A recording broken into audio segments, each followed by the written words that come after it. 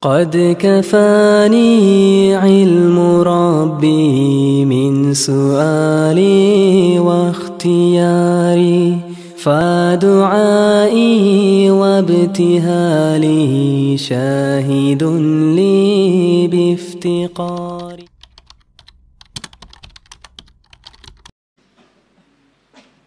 Orang itu sholat perkara yang besar, amalan yang pertama kali ditanyakan selepas iman. Jadi kalau sholatnya bukan karena Allah, jadinya kemaksiatan. Kalau begitu saya nggak usah sholat, Pak. Sholat niatnya nggak baik aja kemaksiatan. Apalagi kalau nggak sholat, yes, sempurna, maksiatnya itu sempurna.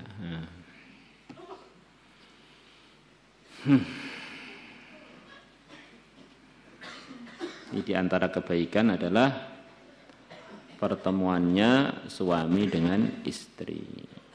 Bahkan itu adalah bagian dari sumbernya, asbab munculnya sumber-sumber kebaikan, yaitu para manusia yang beriman tentu saja. Zikir, tahlil, tasbih, tahmid, khurud fisabilillah, bangun madrasah, wujudnya hafid, hafidhah, alim, alimah, itu asbabnya karena ada orangnya. Kalau orangnya nggak ada kan kosong semua. Orang wiridan hatinya terang. Orang baca tasbih hatinya terang, dapat pahala. Orang khurud fisabilillah begitu juga. Maka kalau orang mengerjakan sesuatu yang jadi asbab wujudnya itu semua, tentu saja lebih cepat terang melebihi yang lain-lain. Karena dia ini dalam usaha mewujudkan zat, mewujudkan orangnya yang buat amalan-amalan yang barusan disebutkan tadi. Maka itulah yang dikatakan Syekh Abdul Wahab Sya'rani, pengalaman saya tidak ada perkara yang lebih cepat mendatangkan ilmu laduni melebihi ketemu dengan istri.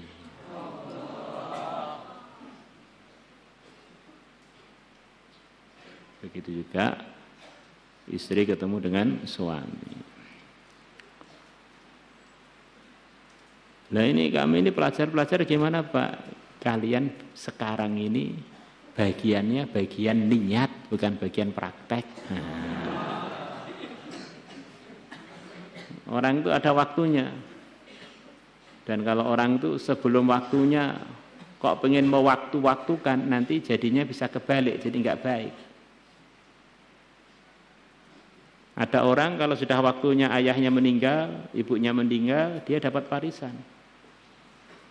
Jadi karena dia nggak sabar, ayahnya disembelih oleh dia atau ibunya, akhirnya bukan dapat warisan, malah dia terhalang dari warisan dan dapat hukuman setimpal.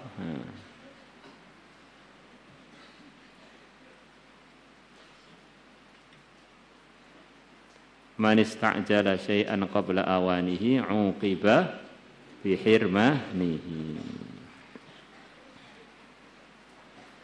Ada perkara itu cocoknya untuk kita menikmati pengin, tidak lebih dari itu. Maka ada orang datang pada kami dan sering datang. Mungkin kadang lihat saya istrinya banyak atau bagaimana gitu. Suruh nyarikan istri, suruh. Dan pemahaman saya kalau orang sudah gede suruh nyarikan istri berarti dia ini mau cari masalah untuk saya. Karena dia kan sudah gede, berarti kan nggak berani. Nanti kalau yang nyarikan saya, istrinya marah, saya diperintah Pak Bet untuk kawin. Kita nggak dapat untungnya, dapat buntungnya. Dilabrak wanita se-Indonesia.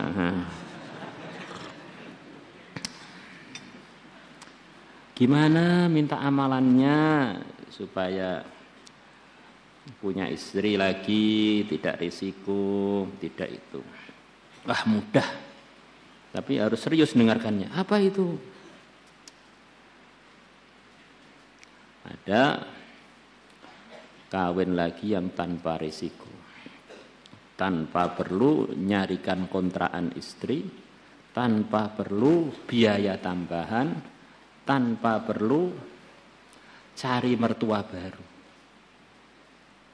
Gak repot-repot pokoknya. Tapi sudah terlaksana senengnya. Apa itu? Menikmati kepingin. Nah, orangnya sudah serius dengarkan, ternyata tak bilang begitu itu langsung diam. Nah. Karena dunia ini aneh. Kadang-kadang enaknya kepinginnya, tapi selepas dapat malah gak enak. Seperti kita pengen beli motor. Mungkin anak-anak muda pernah pengen beli motor. Waktu pengen tuh semangat, ya semangat. Begitu sudah dapat, hari pertama itu semangatnya tidak seperti ketika mencari itu. Hari kedua merosot, hari ketiga beberapa bulan sudah pengen ganti motor. Dunia begitu itu. Maka kalau orang tuh pengen nambah istri itu yang paling nggak berisiko itu nikmati kepengen semangat. Belum tentu kalau dia dapat baik untuk dia. Nah. Tapi bagi yang memang ada kemampuan dan kemudahan itu bagian dari yang halal. Karena laki-laki yang soleh itu kan tidak banyak. Dan wanita yang solehah itu menurut saya banyak. Dan mereka pengen suami-suami yang soleh. Nah, kenapa orang-orang soleh yang mampu tidak menambah istri? Bagi yang tidak mampu, kenapa memaksakan diri? Ini namanya baru keadilan.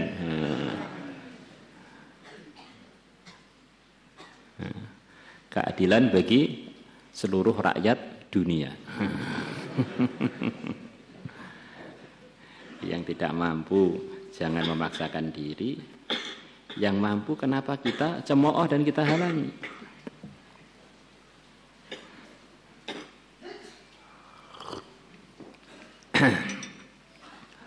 Wa an Abi Dzar radhiyallahu anhu anna nasan bahwasanya ada sekian banyak orang min ashabi Rasulillah dari para sahabatnya Rasulullah sallallahu alaihi wasallam. Qalu mereka mengatakan lin Nabi kepada Nabi sallallahu alaihi wasallam, ya Rasulullah, wahai Rasulullah sallallahu alaihi wasallam, dhahaba ahlud duthuri bil ujur. Orang-orang kaya telah membawa pergi pahala-pahala sekian banyak. Para sahabat yang miskin-miskin ini datang pada Nabi bilang, ya Rasulullah, ini orang-orang kaya ini pahalanya begitu banyak mereka dapatkan, tidak seperti kita. Salatnya sama, puasanya sama, tapi kita nggak bisa sedekah seperti mereka, nggak bisa berderma seperti mereka, karena mereka punya kelebihan harta. Maka Nabi memberikan solusi. Harta itu bukan satu-satunya solusi. Untuk cari pahala itu bukan selalu harus pakai harta. Harta itu bagian kalau kita tasarufkan yang benar akan datangkan pahala. Tapi tidak selalu kita ini perlu menunggu datangnya harta untuk kita dapat pahala. Ya kalau kita dapat harta, kalau enggak ya sampai mati enggak dapat pahala. Nanti kalau pemikirannya begitu itu. Modal kita dengan modalnya orang kaya, orang yang kaya raya, orang yang jadi raja untuk mendapatkan pahala itu sama. Modalnya adalah waktu. Dan modalnya adalah otak yang waras. Kalau sudah punya itu, si kaya si miskin sama. Bisa masuk kompetisi, masuk perlombaan untuk cari pahala sebanyak-banyaknya. Fastabiqul khairat nih memasukkan si kaya si miskin, si raja si rakyat. Bisa saja raja pahalanya lebih banyak dari rakyatnya, bisa kebalikannya. Karena sebetulnya kerajaan, kekayaan, kemiskinan itu bukan mereka.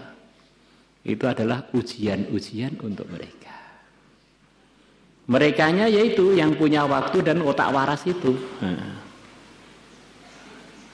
Maka kalau orang ngerenungnya kurang, habis waktunya untuk nunggu harta datang, nunggu jadi DPR, nunggu jadi apa itu dewan, akhirnya nggak jadi sampai mati belum sempat amal, nunggu dok.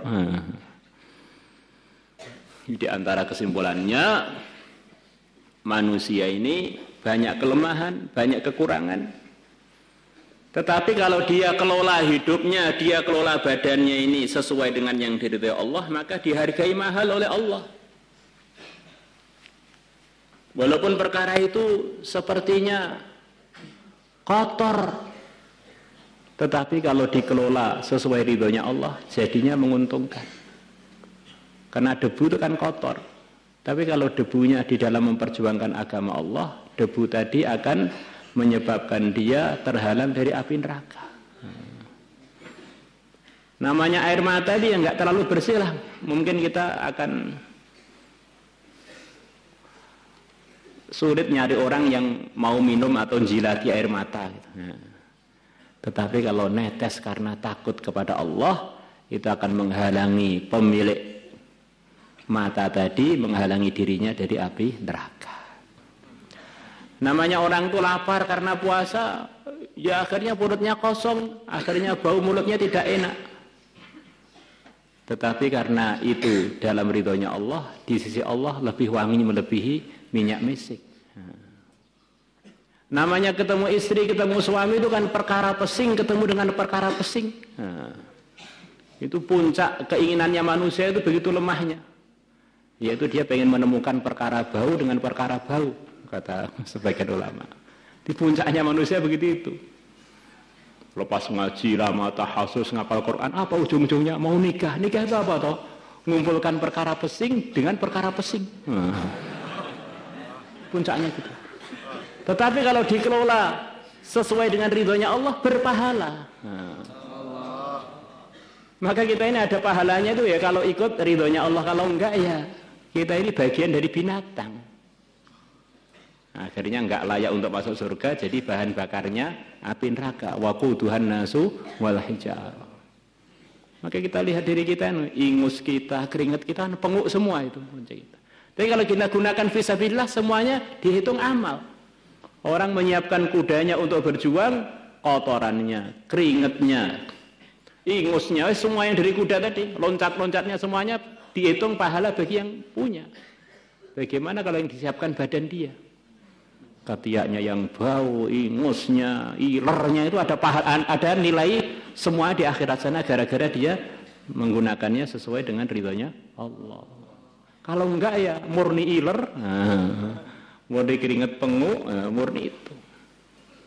Maka harga kita itu kalau kita ikut arahan agama yang dibawa oleh yang mulia Nabi besar Muhammad SAW.